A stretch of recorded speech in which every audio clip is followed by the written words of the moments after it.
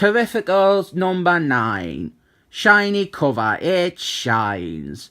This is Doctor Doom, and this issue is all about him. We've also got a little crease there on the bottom, which will hurt resale value. Thought I would cover this issue though, because I want to talk about Doctor Doom. We open up, and what's happened is Doctor Doom, he has sent all the Terrificals to different dimensions. Like, he has trapped them, he has stuck them in a bunch of different worlds. So here we have got Elastic Man, and he's like in a cartoon land with cartoon bunnies and shit. And then he gets saved. This is the issue that reveals who Doctor Doom is. It reveals his secret identity. And it's one of the few times where I feel a secret identity mystery has worked out well in comics. Here we see Invisible Woman and Albino Man. Although he doesn't have his powers, he has been depowered. And their pet cat there, really cute. I love seeing cats in comics. They're trapped in a world.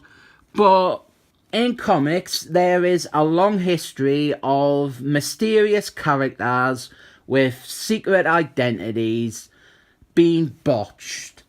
Like, we have got the Hobgoblin in Spider-Man, and then there is Scourge in Captain America.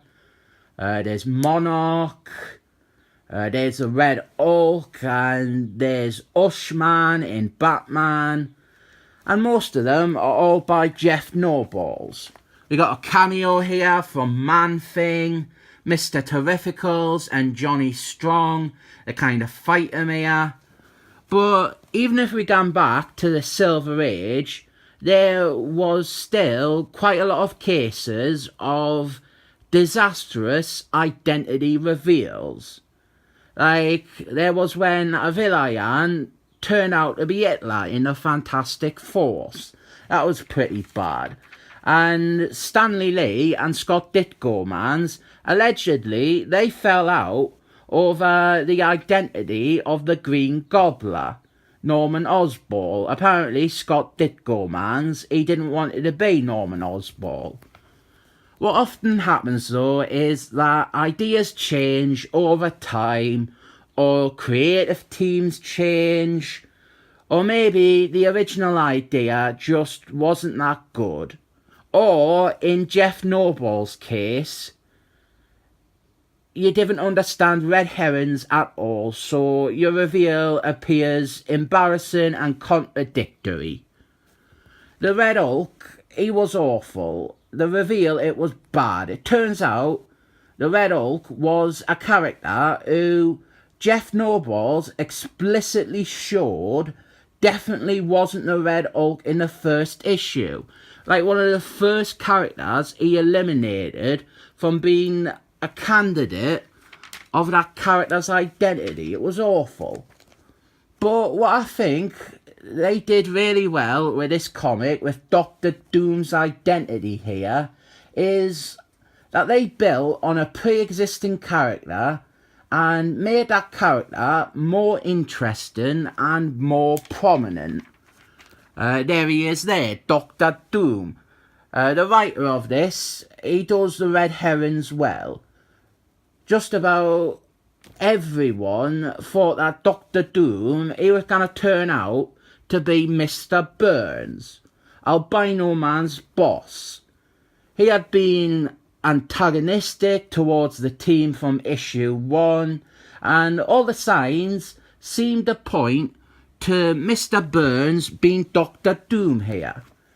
And here we have got Mr. Terrificals and Johnny Strong, they're fighting Doctor Dooms, and look at all these Doom bots here, classic Doctor Doom stuff.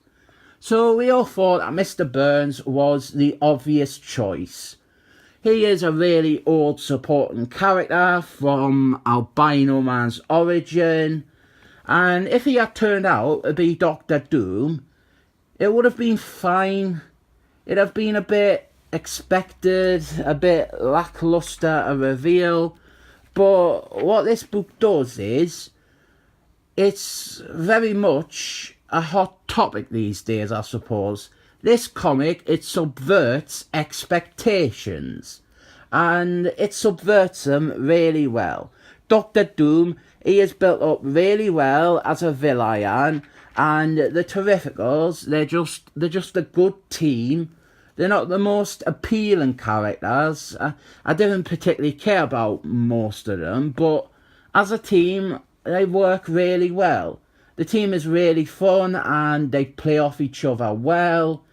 If you've not bothered with the Terrificals because maybe you didn't like Mr. Terrificals here, or you're not a fan of Albino Man or whatever, give it a chance. I've found all the characters have been utilised well, and the characters have been developed and focused on quite well.